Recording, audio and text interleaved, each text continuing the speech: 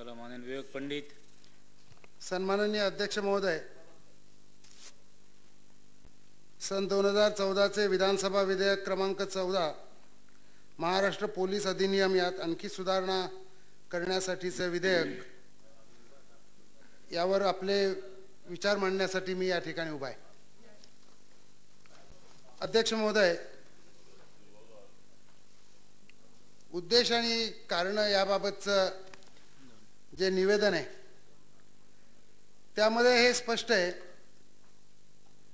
की सर्वोच्च न्यायालयाने सांगितलं, नुसतं सांगितलं नाही, दटावलं, दरडावलं, आमची मगरुरी उतरवली. याचं कारण आहे मी हे बोलतो ते. त्यानंतर आम्ही हा कायदा या ठिकाणी आणतो. अध्यक्ष महोदय, 2006 नंतर 2014 8 वर्षाचा केवळ विलंब झालेला नाही. 1900 आपण लक्षात घेतलं पाहिजे की 2006च्या पूर्वी 20 वर्ष, 8 वर्ष जर ही गेली असतील तर त्याच्या आधीची 20 वर्ष हा दावा प्रकाश सिंग यांनी जो दाखल केला होता सर्वोच्च न्यायालयात तो 20 वर्ष चालला आणि सर्वोच्च न्यायालयाने असे आदेश 2006 ला दिले. 28 वर्षाचा विलंब झाला. 28 वर्षाचा देखील विलंब नाही अध्यक्ष महोदय.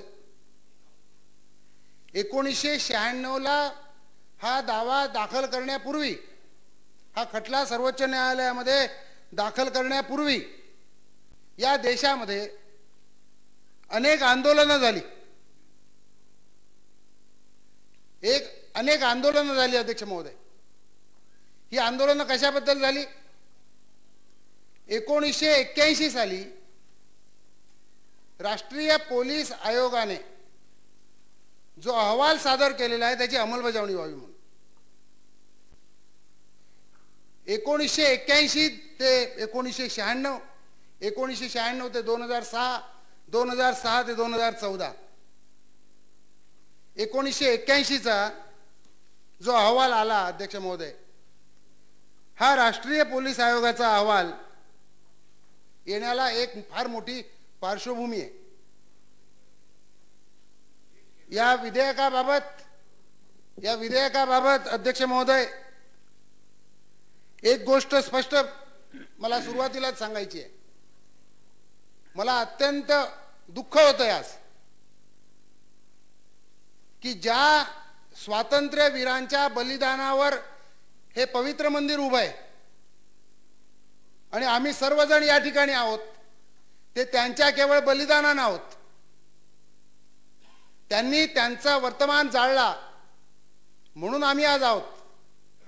त्यांनी आम्हाला स्वातंत्र्य दिलेलं आहे अध्यक्ष महोदय, नाहीतर आम्ही गुलाम होतो. 15 ऑगस्ट 1947 पर्यंत आम्ही गुलाम होतो. 15 ऑगस्ट 1947 ला गुलामी गेली म्हणजे काय झालं अध्यक्ष महोदय? गुलामी गेली याचा एकच अर्थ झाला, केवळ ब्रिटिशांचा झेंडा खाली उतरला आणि आमचा तिरंगा वर चढला म्हणजे स्वातंत्र्य नाही आलं. केवळ गोऱ्यांचं राज्य गेलं आणि आम्हा काळ्यांचं राज्य आलं म्हणजे स्वातंत्र्य नाही आलं. जे अधिकार गुलामांना नव्हते ते आम्हाला आले, हा स्वातंत्र्याचा अर्थ आहे. 26 नोव्हेंबर 1949 ला भारताच्या राज्यघटनेमध्ये मूलभूत अधिकारामध्ये जे स्वातंत्र्य तुम्हाला मला मिळालं ते आमच्या देशाचं, तुमचं, माझं, सर्वांचं स्वातंत्र्य आहे. हे त्या बलिदानावर मिळवलेलं आहे अध्यक्ष महोदय. आमचं काम काय आहे? लोकप्रतिनिधी म्हणून आमचं काम आहे की त्या स्वातंत्र्यवीरांनी जे आम्हाला दिलं स्वातंत्र्य ते आम्ही पुढच्या पिढीकडे दिलं पाहिजे. आम्ही काय करतो? 64 वर्षाचा कालावधी गेला. या 64 वर्षाच्या कालावधीनंतर हे जे स्वातंत्र्य आहे ते स्वातंत्र्य आम्ही आजही द्यायला तयार नाही. अध्यक्ष महोदय, यातले जे तपशील आहेत मग राज्य सुरक्षा मंडळ असेल, आस्थापना मंडळ असेल, तक्रार निवारण मंडळ असेल, त्यामध्ये मी फारसा जाऊ इच्छित नाही. याच्या आधी तो उहापोह झालेला आहे. अध्यक्ष महोदय, मला एका गोष्टीकडे आपलं लक्ष वेधायचं आहे. 1857ला जेव्हा बंड झालं आणि त्या सैनिकी बंडानंतर ब्रिटिश ईस्ट इंडिया कंपनी जाऊन राणीचं राज्य आपल्याकडे आलं, त्यावेळेला ब्रिटिशांनी ब्रिटिश पार्लमेंटमध्ये सर्वात पहिल्यांदा जर कोणता कायदा पास केला असेल तर तो 1861चा इंडियन पोलीस ऍक्ट. 1860ला अध्यक्ष महोदय पहिलं पोलीस कमिशन या देशामधलं आलं. त्या कमिशनने जे सांगितलं होतं 1860ला, तेच अध्यक्ष महोदय 1981 साली धर्मवीर यांच्या अध्यक्षतेखाली जो पोलीस आयोग नेमला होता त्यांनी देखील तोच निष्कर्ष काढला. काय निष्कर्ष होता 1860चा? 1860ला पोलीस या देशामधले पोलीस व्यवस्था निर्माण करताना, या देशातले पोलीस निर्माण करताना जो आयोग तयार केला आणि त्याच्या शिफारशी आल्या, त्यातलं पहिलं असं होतं की police is a powerful political weapon. Police हे राजकीय दृष्ट्या अत्यंत उपयुक्त साधन आहे. म्हणून जर आपल्याला राज्य करायचं असेल, साता समुद्रापलीकडे जाऊन, तर तिथले पोलीस हे आपल्याकडे असले पाहिजेत. तिथले पोलीस रंगाने काळे असतील, पण त्यांच्यावर कंट्रोल आमचा असला पाहिजे. आणि म्हणून अध्यक्ष महोदय, आपण लक्षात घेतलं पाहिजे की ब्रिटिशांच्या काळामध्ये बाकीचे अधिकारी सर्व आपले काळे असतील, परंतु कलेक्टर जे होते ते गोरे होते. आणि आजही कलेक्टरांच्या मार्फत शासन चालतं.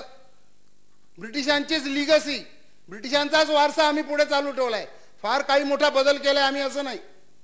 आणि आज तो वारसा आणखी पुढे चालू ठेवतो आम्ही. सुधारण्याची संधी आहे आम्हाला. ती न सुधारता आम्ही ब्रिटिशांचा वारसा चालू ठेवतो या लोकशाहीच्या पवित्र मंदिरामध्ये. अध्यक्ष महोदय, हे जे कलेक्टर्स होते, जे गोरे होते, ते त्या ठिकाणचे शासक होते.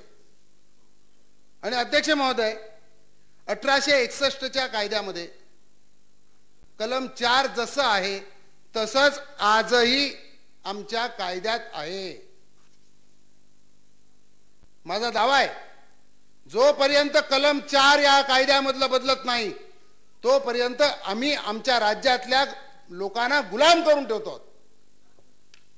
आणि आम्हाला त्यांना गुलाम करण्याचा कोणताही अधिकार दिलेला नाही. जे स्वातंत्र्य मी आधी म्हटलं,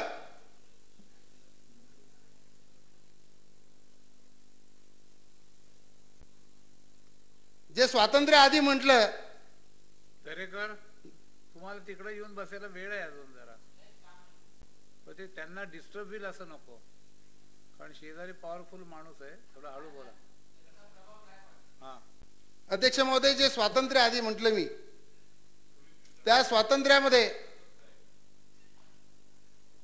1947 नंतरचं गुलामी नसलेलं स्वातंत्र्य, जे अधिकार गुलामांना नसतात ते, हे देण्यासाठी आम्हाला 64 वर्ष गेली, आम्ही अजून द्यायला तयार नाही आहोत. कलम 4 मध्ये काय आहे अध्यक्ष महोदय? पोलीस दलावरील देखरेखीचं काम राज्य सरकारकडे असणं. 1861ला हेच कलम आहे. आणि राज्य सरकारचे प्रतिनिधी म्हणून जिल्हाधिकारी, डिस्ट्रिक्ट मॅजिस्ट्रेसी ही आमच्याकडे 1861 पासून आली आणि ती आम्हाला गुलाम करायला लागली. गुलामावर नियंत्रण ठेवण्याचं काम ती मॅजिस्ट्रेसी करत होती. आणि आजही आम्ही बदलायला तयार नाही. पोलीस आम्ही आमच्या हातामध्ये ठेवतो आहोत, राजकीय दृष्ट्या एक साधन म्हणून. अध्यक्ष महोदय, याला पार्श्वभूमी काय होती? 26 जून आपल्या स्थापन होतात, त्यामध्ये 26 जून 1975 हा देश तुरुंग झाला. 26 नोव्हेंबर 1949 या देशामधला प्रत्येक जण स्वतंत्र असल्याची ग्वाही आमच्या राज्यघटनेनं आम्हाला दिली. संचाराचं स्वातंत्र्य दिलं, अभिव्यक्तीचं स्वातंत्र्य दिलं. ही जी सर्व स्वातंत्र्य आम्हाला दिली, ही सर्व स्वातंत्र्य लेखणीच्या एका फटकाऱ्यामध्ये एका रात्रीमध्ये काढून घेतली गेली, ही सस्पेंड केली गेली. सुरेश भटांच्या भाषेत सांगायचं तर उभा देश झाला आता एक बंदीशाळा. हा संपूर्ण देश एक बंदीशाळा झाला. हजारो लोक या देशामधले केवळ विरोधक नाहीत तर आपल्या पक्षातले जे अंतर्गत विरोधक होते ते देखील तुरुंगामध्ये डांबले गेले. आणि त्यानंतर 1977 हा आणीबाणीचा कालखंड संपला. हा संपल्यानंतर अध्यक्ष महोदय, मी पार्श्वभूमी अशासाठी सांगतो अध्यक्ष महोदय, ही पार्श्वभूमी जर नसेल तर केवळ सुप्रीम कोर्टामुळे आम्ही नाही आलोत. सुप्रीम कोर्टामध्ये जो दावा गेला तो राष्ट्रीय पोलीस आयोगाच्या अंमलबजावणीबाबतचा होता आणि राष्ट्रीय पोलीस आयोगाला ही पार्श्वभूमी होती. जयप्रकाशजींनी त्यावेळेला जे एक माजी राज्यपाल होते धर्मवीर, त्यांना बोलावून घेतलं. काही आणखी ज्येष्ठ विधिज्ञांना बोलावलं आणि मला आठवत आहे की जयप्रकाशजींनी त्यावेळेला हे सांगितलं की एवढं स्वातंत्र्य आमच्याकडे आहे, राज्यघटना आहे, सर्व कायदे आहेत, तरी देखील हा देश तुरुंग कसा झाला, आमचं स्वातंत्र्य हिरावून कसं घेतलं गेलं. आणि असं जर स्वातंत्र्य हिरावून घेतलं जाणार असेल तर आम्हाला जे स्वातंत्र्य मिळालंय ते आम्ही इतरांच्यापर्यंत देऊ शकत नाही, हा त्याचा अर्थ आहे. आमच्या पुढच्या पिढीला देऊ शकत नाही. आणि म्हणून अध्यक्ष महोदय, तो आयोग नेमला गेला 1977. जवळपास 4 वर्ष फिरले, सर्व देशभर फिरले. निरनिराळ्या पद्धतीचे लोक होते, पोलीस अधिकारी होते, यामध्ये समाजशास्त्रज्ञ होते, टाटा इन्स्टिट्यूटचे संचालक होते डॉक्टर गोरे, ते डॉक्टर गोरे त्याचा भाग होते. आणि त्यानंतर हा अहवाल दिला. अध्यक्ष महोदय, या विधेयकामधली या विधेयकामधल्या जितक्या तरतुदी आहेत, मग ते सुरक्षा आयोगापासून ते तक्रार प्राधिकरणापर्यंत, अध्यक्ष महोदय, त्या सर्व तरतुदींचा उल्लेख हा त्या राष्ट्रीय पोलीस आयोगाच्या शिफारशींमध्ये आहे. राष्ट्रीय पोलीस आयोगाने हेच स्पष्ट केलं की 1860 जसं पोलीस हे एक साधन होतं तसंच आजही ते साधन राहिले, कारण आम्ही इंडियन पोलीस ऍक्टच्या स्पिरिटमध्ये बदल केलेला नाही. स्वातंत्र्य दिलं, पण स्वातंत्र्य राज्यघटनेने जी स्वातंत्र्य दिली आम्हाला, या देशातल्या जनतेला, त्याच्या सुरक्षेची जबाबदारी कुठे दिली, कोणावर? आमच्या स्वातंत्र्याची सुरक्षा कोण करणार? जे आमचे सुरक्षा करणारे आहेत ते आमचे स्वातंत्र्य काढून घ्यायला निघाले.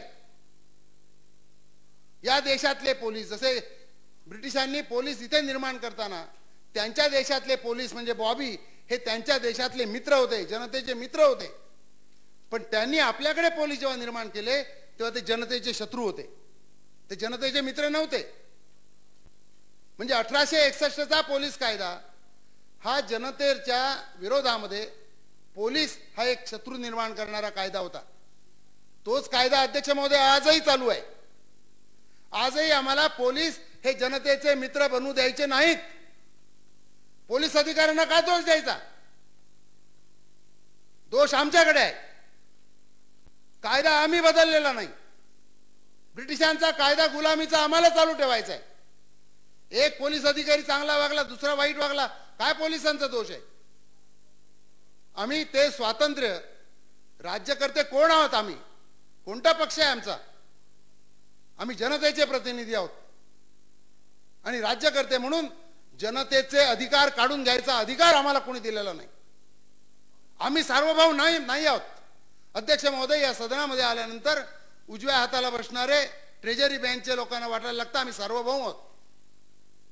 पक्ष कोणताही असेल, सत्तेत असणारा पक्ष सार्वभौम नाही. सार्वभौम ही जनता आहे आणि त्या जनतेचे अधिकार आम्ही काढून घेतो आहोत या कायद्यान्वये.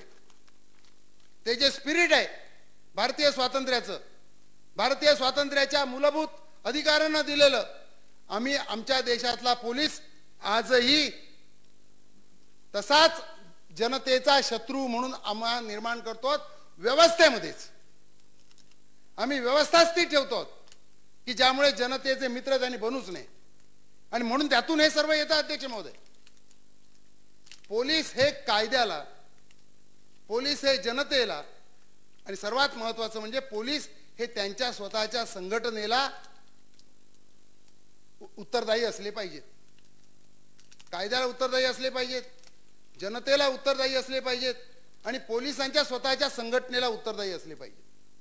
अध्यक्ष महोदय, निष्कर्ष असा होता राष्ट्रीय पोलीस आयोगाचा की पोलीस ही सर्वात बेशिस्त संघटना आहे. मी माझं काहीच बोलत नाही अध्यक्ष महोदय, एक शब्द माझा बोलत नाहीये मी. पोलीस ही सर्वात बेशिस्त यंत्रणा आहे. या देशामधली सर्वात बेशिस्त संघटना जर असेल तर ती पोलिसांची आहे. आणि ती का? आता काय बोलायचं त्यांना? सार्वभौम आहोत आम्ही, सार्वभौमत्व आहे आमचं. तेव्हा अध्यक्ष महोदय,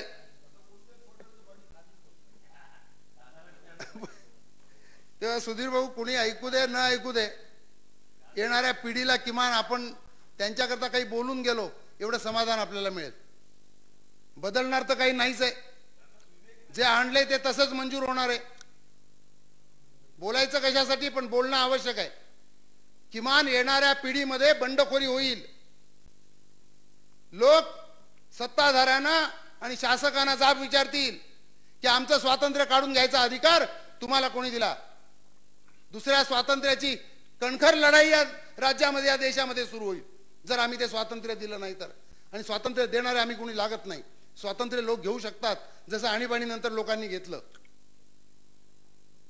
यामधल्या सगळ्या तरतुदी अध्यक्ष महोदय या जनतेच्या विरोधामधले पोलीस तयार करणे.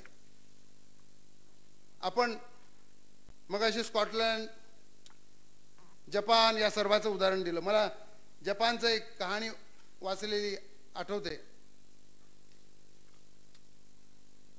एका पोलीस स्टेशनमध्ये रात्री फोन येतो आणि एक मुलगा बोलत असतो पलीकडून आणि तो मुलगा म्हणतो की अंकल अंकल ताबडतोब या. हा विचारतो काय झालं? तो म्हणाला इमर्जन्सी आहे, ताबडतोब या. हा त्या पत्त्यावर जातो, कल्पना करतो की काहीतरी तिथे झालं असावं, काही झालेलं नसतं. बेल दाबतो, मुलगा एकटा घरामध्ये आहे. हा विचारतो अरे झालं काय, काय इमर्जन्सी? त्यानं सांगितलं की इमर्जन्सी अशी आहे, माझे आई वडील बाहेर गेलेत, फिरायला गेले. मग म्हणाल त्यात काय झालं? मला एक गणित सुटत नाही आहे, या गणिताचा उलगडा मला होत नाही, ते मला गणित समजावून सांगा. त्या पोलिसांना विचारलं अरे बाबा हे काम माझं नाही. त्या मुलानं सांगितलं की माझी शाळा सुटल्यानंतर तुमच्या पोलीस स्टेशनच्या बाहेरून मी येतो, तिथे लिहिलेलं आहे for any kind of emergency please call. म्हणून मी फोन केला. तुम्ही मला सांगा आपल्याकडे होईल? आपल्याकडला एखादा मुलगा पोलीस स्टेशनला सांगेल अंकल माझ्या घरी या? सांगेल? उलट आम्ही सांगू ए गब्बस, नाही तर गब्बर आला तसा पोलीस आला. भीती घालतो आम्ही सुद्धा आमच्या मुलांना. आमची ती परंपरा आता आम्ही चालू ठेवतो पुढे. अध्यक्ष महोदय, पोलीस हे जनतेला उत्तरदायी कसे असतील त्याची यंत्रणा राष्ट्रीय पोलीस आयोगाने अतिशय चांगली दिली, आम्ही मानली नाही. सर्वोच्च न्यायालयाच्या बद्दल मी जे म्हटलं, मगरुरी आमची. सर्वोच्च न्यायालयानं आदेश दिला अध्यक्ष महोदय 2006 ला. महाराष्ट्र सरकारनं काय ॲफिडेव्हिट फाईल केलं माहितीये? महाराष्ट्र सरकारनं ॲफिडेव्हिट फाईल केलं सुप्रीम कोर्टामध्ये की आम्ही अशी व्यवस्था करू शकत नाही या मगरुरी होती महाराष्ट्र सरकारची. त्यावेळेला सुप्रीम कोर्टानं झाडलेलं आहे महाराष्ट्र सरकारला. ते करू शकत नाही याचा अर्थ काय? ताबडतोबीनं करा. त्यानंतर तो आपल्याकडे ऑर्डिनन्स आणला आणि आता त्याचं बिलात करतो, ते सुद्धा हे अशा पद्धतीनं, तिच्यात काहीच अर्थ नाही. मी म्हणतो यातल्या एकाही तरतुदीला तो राष्ट्रीय पोलीस आयोगाच्या पार्श्वभूमीवर आणि भारताच्या सर्वोच्च न्यायालयानं जे दिलेलं आहे त्या पार्श्वभूमीवर कोणताही अर्थ राहिलेला नाही. आम्ही त्या सर्वोच्च न्यायालयाच्या आदेशाला देखील गुंडाळून ठेवतो आहोत आणि आम्ही राष्ट्रीय पोलीस आयोगालाही गुंडाळून ठेवतो आहोत. सर्वात महत्वाचं म्हणजे अध्यक्ष महोदय, आम्ही भारताच्या संविधानात ठेवतो. फार मोठी प्रतारणा करतो आम्ही. आजच्या पिढीशी, येणाऱ्या पिढीशी प्रतारणा करतो. त्यांचं स्वातंत्र्य हिरावून घेऊन आम्हाला एक संधी आहे आज की जे स्वातंत्र्य 1947 ला आम्हाला दिलं ते स्वातंत्र्याचा थोडासा अंश, थोडेसे किरण आम्हाला या नव्या पिढीकडे पोहोचवण्याची संधी, सुवर्ण संधी खरं म्हणजे आम्हाला आलेली आहे. ती घालवतोच आम्ही. आणि म्हणून मी याला सक्त विरोध करण्याकरता अध्यक्ष महोदय उभा आहे की जर या सभागृहानं मंजूर करायचंच असेल तर ते राष्ट्रीय पोलीस आयोगाला अभिप्रेत असलेलं, जनतेला स्वातंत्र्य देणारं, स्वतःच्या संघटनेला बांधील असणारं असं पोलीस दल निर्माण करणारा कायदा केला पाहिजे. अध्यक्ष महोदय, पोलिसांच्या संघटनेच्या बाबत सर्वात बेशिस्त संघटना असं राष्ट्रीय पोलीस आयोगाने निष्कर्ष का काढला? एका बाजूला आमची राजकीय व्यवस्था, ज्या पक्षाचा गृहमंत्री, त्या पक्षाचा जो स्थानिक, कोणताही पक्ष असो, त्या पक्षाचा जो स्थानिक त्या ठिकाणचा प्रमुख असेल, अध्यक्ष असेल, तो तिथला गृहमंत्री, तो तिथल्या PI ला दम देणार, हाच गृहमंत्री असल्यासारखा. त्या जिल्ह्याचा जो जिल्ह्याचा अध्यक्ष असेल तो त्या जिल्ह्याच्या SP ला दम देणार, तोच गृहमंत्री असल्यासारखा. म्हणजे एका बाजूला ही पोलिसांची यंत्रणा, आमची सरकारी राजकीय यंत्रणा, आणि दुसऱ्या बाजूला ती यंत्रणा. ही यंत्रणा दोन्ही समांतर चाललेल्या आहेत. अध्यक्ष महोदय, हे मी सांगत नाही, राष्ट्रीय पोलीस आयोग सांगतो. या समांतर चाललेल्या ज्या यंत्रणा आहेत, या समांतर चाललेल्या यंत्रणामध्ये पोलीस इन्स्पेक्टर DYSPचं मानत नाही, DYSP SPचं मानत नाही. जर त्याचा गृहमंत्र्यांशी परिचय असेल तर तो म्हणणार मी आबांना डायरेक्ट जाऊन भेटेन. तो SP ला मानायला तयार नाही, SP IG ला मानायला तयार नाही, IG ॲडिशनल DG ला मानायला तयार नाही. त्यातून ही बेशिस्त झाली. जे आपण म्हणतो ना ग्रुप झाले, क्लब झाले, त्यातून झाले की ज्याचा वशिला दांडगा त्याने काम कसंही करू द्या, त्याचा CR चांगला, त्याला पोस्टिंग चांगलं. बदल्या, बढत्या आणि कारवाया या राज्य सरकारनं हातात ठेवून पोलीस दल आपल्याला पाहिजे तसं वाकवायचं काम स्वातंत्र्यापासून केलं. अध्यक्ष महोदय, आज सुद्धा आपण या विधेयकामध्ये पाहिलं तर बदल्यांचे अधिकार बघा. भारतीय पोलीस सेवेतील अधिकारी, मुख्यमंत्री, सक्षम अधिकारी कोण? मुख्यमंत्री. प्राधिकारी बदल. पोलीस उपअधीक्षक आणि त्यावरील दर्जाचे महाराष्ट्र पोलीस सेवेतील अधिकारी यांच्या बदल्या कोण करणार? गृहमंत्री करणार. आणि त्याच्या निरीक्षक दर्जापर्यंतचे अधिकारी जे आहेत ते आस्थापना मंडळ वगैरे वगैरे वगैरे. तुम्ही मला सांगा, राष्ट्रीय पोलीस आयोगाची शिफारस जिथे ही आहे की बदल्या, बढत्या आणि कारवाया यामुळे पोलीस दलावर अंकुश ठेवला जातो आणि ते सत्य आहे. त्यांना आम्ही काहीही हात लावत नाही, ते आम्ही काही देऊ इच्छित नाही. याला पर्याय दिलेला आहे, राष्ट्रीय पोलीस आयोगाने पर्याय दिलाय की राज्य सुरक्षा आयोग नेमा. हा राज्य सुरक्षा आयोग असा नाही, तो जनतेला बांधील असलेला. जनतेला बांधील कसा असेल तर गृह विभाग ज्याच्याकडे प्रभारी आहे तो, आणि राज्याचा विरोधी पक्ष नेता म्हणजे जनता. स्पष्ट. जनता म्हणजे काय? जनता म्हणजे 11 कोटी जनता नाही. या 11 कोटी जनतेचं प्रतिनिधित्व करणारे कोण आहेत तर पोलीस गृह खातं ज्यांच्याकडे आहे ते आणि राज्याचे विरोधी पक्ष नेते, हे दोघे जण त्या ठिकाणी असतील आणि बाकीचे उच्च न्यायालयानं नेमलेले असतील. ते पोलीस महासंचालकांची नियुक्ती या सुरक्षा आयोगामार्फत होईल. कुठे या ठिकाणी तरतूद? पोलीस महासंचालक कोण नेमणार? राज्य सुरक्षा आयोगाकडे आहे ते काम? ते काम सोडून बाकी कामं राज्य सुरक्षा आयोगाकडे दिली आहेत. नियंत्रण करा, देखरेख करा. काय देखरेख करा? पोलीस महासंचालक नेमायचा तुम्ही तुमच्या मर्जीतला. पोलीस महासंचालक हा त्याच्या संपूर्ण विभागाची देखरेख करील. त्या ठिकाणी जर काही दोष झाला तर ते दोष आज आपल्याकडे बॉल पासिंग चालतंय. याच्याकडे दोष द्यायचा का त्याच्याकडे दोष द्यायचा? स्पष्टपणे अकाउंटेबिलिटी मेकॅनिझम जो पाहिजे, हा अकाउंटेबिलिटी मेकॅनिझम अध्यक्ष महोदय आपल्याकडे नाहीये. एक सर्वात महत्वाचा भाग अध्यक्ष महोदय, की या सर्वोच्च न्यायालयामध्ये हे येण्यापूर्वी, निर्णय देण्यापूर्वी सर्वोच्च न्यायालयाने 2 कमिट्या नेमल्या होत्या. आपल्या राज्यामध्ये सुद्धा अनेकांनी त्याच्या पुढे डिपोजिशन्स दिली. मी देखील माझं मत मांडलं होतं त्यावेळेला. रिबेरो कमिटी होती आणि सोली सोराबची कमिटी होती. नॅशनल पोलीस कमिशनने, राष्ट्रीय पोलीस आयोगाने जे सांगितलंय त्या शिफारशी वस्तुतः प्रॅक्टिकली व्यवहार्य म्हणून कशा अंमलात आणता येतील याबाबतचे शिफारशी त्यांनी दिल्या. त्या राज्यालाही दिल्या आपल्या, त्याही आम्ही मानल्या नाहीत. अध्यक्ष महोदय, राष्ट्रीय पोलीस आयोगाने एक महत्त्वाचं सांगितलं होतं. आपल्याकडे आता पोलिसांच्या स्थितीबद्दल सांगितल्यामुळे मी त्याबद्दल जास्त बोलणार नाही, परंतु हे लक्षात ठेवण्याची गरज आहे की राष्ट्रीय पोलीस आयोगाने ज्या वेळेला माहिती घेतली तेव्हा, म्हणजे 79 ते 81, आणि आजही आमच्याकडे जास्तीत जास्त पोलीस दल जे आहे, आम्ही म्हणतो पोलीस दल कमी आहे, पोलीस दल कमी आहे. पोलीस दल आता सुद्धा जे वाढवत आहेत ते कोणतं वाढवत आहेत? कॉन्स्टेबलचं वाढवत आहेत. 85% अध्यक्ष महोदय कॉन्स्टेब्युलरी आहे आमच्याकडे. 15% अधिकारी आहेत. आणि हे जे 85% कॉन्स्टेबल्स आहेत त्यांचा अधिकार काय? त्यांना एक कथा मी वाचली होती की राजस्थानच्या एका किल्ल्यामध्ये फिरायला जातात काही लोक. तिथे 2 पोलीस उभे असतात. ते विचारतात त्या पोलिसांना की काय करता तुम्ही? तर म्हणे आम्ही इथे बंदोबस्ताला आहोत. तर कसल्या बंदोबस्ताला? ते काय माहीत नाही म्हणाले, पण इथे आम्ही बंदोबस्ताला असतो. सकाळी येतो, रात्री जातो. केव्हापासून? असंच चालत आलंय. केव्हापासून? पिढ्यानपिढ्या चालत आले. माहिती घेतली जाते.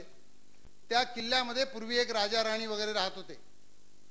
गुलाबाची फुलं होती. कुणीतरी गुलाबाची फुलं खुडली. राणीला राग आला. राजाला सांगितलं उद्यापासून इकडे गार्ड बसले पाहिजेत. राजानी गार्ड बसवले. राजा गेला, राणी गेली, आम्ही आलो, पण आमचं गार्ड चालूच आहे. फुलं पण गेली असतील ना? फुलंही गेली, काहीच राहिलं नाही. फुलाच्या जागी दगड झाले, पण आमचे गार्ड मात्र त्या ठिकाणी राहिले. तुम्ही जाऊन विचारायचे, रस्त्यावर पोलीस असतात ना, त्यांना विचारा काय कर, तुझं रोल काय रे, काम काय तुझं, माहिती आहे त्यांना काम? केवळ दिखाव म्हणून आम्ही त्या ठिकाणी त्यांना उभं केलं. अध्यक्ष महोदय, आज ग्रॅज्युएट झालेले आमच्याकडे पोलीस आहेत. 12वीच्या वरती आम्ही सर्व पोलिसांना, कॉन्स्टेबल्सना घेतो. आम्ही त्यांना अधिक कुशल करून त्यांच्यावर काही जबाबदाऱ्या टाकून जर काही काम करायचं ठरवलं तर आज पोलीस दलावरचं काम कितीतरी सोपं होऊ शकेल. एक भाग याच्यामध्ये आलेला आहे अध्यक्ष महोदय, कारण बरेचसे पोलीस दल हे तुमच्या आमच्या बंदोबस्तासाठीच खर्ची घातलं जातं. गुन्ह्याचा तपास असेल, गुन्हे घडू नयेत म्हणून असेल, याकरता जी यंत्रणा पोलिसांची पाहिजे ती काढून बंदोबस्तासाठी लावली जाते. आणि हे आजचं नाही, हे चालत आलेलं आहे. त्याला पर्याय दिला राष्ट्रीय पोलीस आयोगाने की हे स्वतंत्र असले पाहिजे दोन्ही. या ठिकाणी आम्ही ते करण्याचा प्रयत्न केला. किती करणार आहोत मला कल्पना नाही, परंतु ह्या कॉन्स्टेबल्सना अधिकार देण्याबाबत आम्ही कोणतीही व्यवस्था आजही केलेली नाही. म्हणजे केवळ हे असंच दल आम्हाला उभं करायचंय.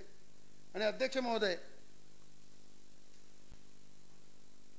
एक पोलीस तक्रार निवारण मंडळ जे आहे त्याच्याबद्दल माझी तीव्र हरकत आहे.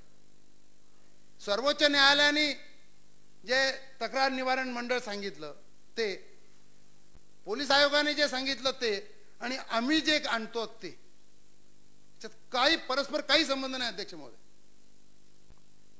आम्ही आणतो ते असं आणतो की पोलिसांनी जर काही पोलिसांच्या बद्दल काही तक्रारी असतील, पोलिसांच्या बद्दल तक्रारी असतील तर हे पोलीस तक्रार निवारण मंडळ बघेल.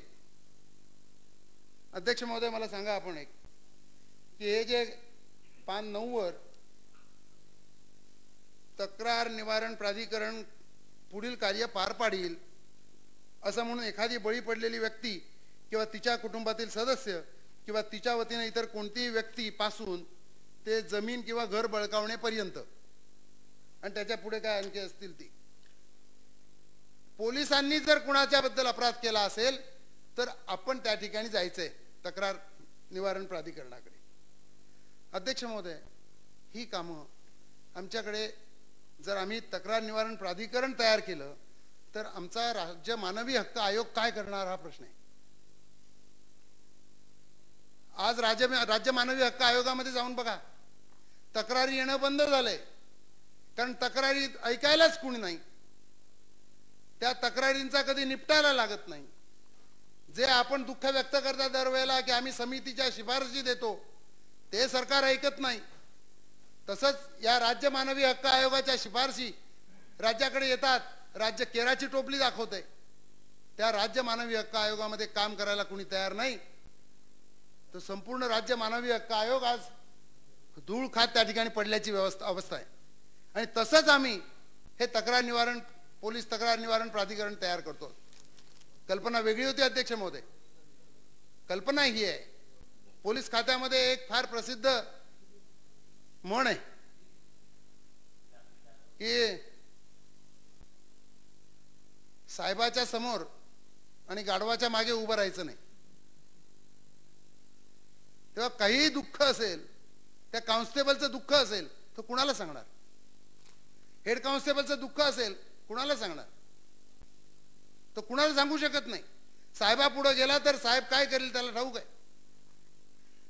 हे तक्रार निवारण मंडळ त्यासाठी आहे, पोलिसांच्या मध्ये अंतर्गत असंतोष वाढू नये, त्याला योग्य प्रकारे चॅनलाइज होता यावं म्हणून पोलिसांच्या अंतर्गत तक्रारी ज्या असतील त्या निवारण करण्याकरता हे मंडळ असलं पाहिजे. हे ज्यासाठी आम्ही करतो त्यासाठी नाही. माझा दावा आहे असा की ज्या कोणी IAS आणि IPS ऑफिसरने ड्राफ्ट केलेला आहे ते ब्रिटिश मानसिकता घेऊन ड्राफ्ट केलेलं आहे आणि आमच्या मंत्र्यांनी वाचलेलं आहे असं मला वाटत नाही. जर वाचलं असेल तर त्याचा मूळ गाभा काही कळलाय असं मला वाटत नाही. नोकरशहांनी त्यांना हवं तसे ब्रिटिशांचे कायदे आजही अंमलात आणायचे, ठेवायचे आणि आम्हाला ते मंजूर करायला या ठिकाणी द्यायचे. हे अध्यक्ष महोदय मंजूर होता कामा नये. आमच्याकडे पोलिसांच्या बद्दलची एक प्रतिमा सांगितली जाते. आफ्रिकेच्या एका जंगलामध्ये अध्यक्ष महोदय नरभक्षक वाघ येतो आणि तो नरभक्षक वाघ पकडायचा कसा हे आफ्रिकेतल्या लोकांना पोलिसांना काही जमत नाही, म्हणून आंतरराष्ट्रीय टेंडर काढलं जातं. त्या आंतरराष्ट्रीय टेंडरमध्ये पहिल्यांदा ब्रिटनचे पोलीस जातात. ते काय गोडी गुलाबीनं त्याला कसं तरी मुसक्या बांधून बाहेर आणतात. पुन्हा अध्यक्ष महोदय त्या ठिकाणी नरभक्षक वाघ येतो. जपानचे पोलीस जातात, ते कुठल्या तरी तंत्रज्ञानानं त्याला बाहेर काढतात. पुन्हा येतो तेव्हा आमच्या भारतातले पोलीस जातात. एक दिवस जातो, 2 दिवस जातो, 3रा दिवस जातो, पोलीस काही बाहेर येत नाहीत, नरभक्षक वाघही बाहेर येत नाही. म्हणून मग तिथले आफ्रिकेतले पोलीसच आत जातात की काय झालं बघू. तर एका झाडाला अध्यक्ष महोदय एक अस्वल टांगलेलं असतं आणि काही पोलीस त्याला जोडत असतात, काही मळत असतात, काही झोपलेले असतात. ते विचारतो त्याला, काय बाबा हे काय चाललंय. ते अस्वलाला तो जोडत असतो आणि तो म्हणतो, बोल तूच वाघ आहेस का नाही, बोल तूच वाघ आहेस का नाही. ही आमच्याकडली इंडियन पोलीस, ही आमची प्रतिमा आहे जगामध्ये आणि हे वास्तव आहे. अनेक वेळेला गुन्ह्याचा तपास करणारी यंत्रणा आमच्याकडे सक्षम नाही, म्हणून 3rd डिग्री वापरायची आणि नंतर मग बहुतेक गुन्हे हे पुराव्याअभावी सुटतात म्हणून आम्ही ओरडायचं. आमची व्यवस्था ही अशी अशक्त असल्यामुळे आज अध्यक्ष महोदय ही सर्व व्यवस्था आमची चाललेली आहे. अध्यक्ष महोदय, मी समारोप करताना एवढंच म्हणेन की अजूनही वेळ गेलेली नाही. जनतेच्या मेहरबानीने या सभागृहामध्ये आपण आलेलो आहोत. त्यांना अधिकार देण्याकरता आलेलो आहोत, त्यांचे अधिकार काढून घेण्याकरता नाही. भारतीय स्वातंत्र्यानंतर त्यांना मिळालेलं स्वातंत्र्य अधिक तेजस्वी करण्याकरता आलेलो आहोत, त्याच्यावर काजळी टाकण्याकरता नाही. हे असं विधेयक जर आम्ही मंजूर केलं तर येणाऱ्या पिढीशी फार मोठी प्रतारणा आपण करू. म्हणून अध्यक्ष महोदय, नव्या स्वरूपामध्ये इंडियन पोलीस ऍक्टला अभिप्रेत असणारं, सर्वोच्च न्यायालयाला अभिप्रेत असणारं असं विधेयक या संदर्भामध्ये आलं पाहिजे. त्यासाठी या संयुक्त चिकित्सा समितीसमोर जावं असं मी आवाहन करतो, अशी विनंती करतो. आणि आपण मला बोलण्याची संधी दिली त्याबद्दल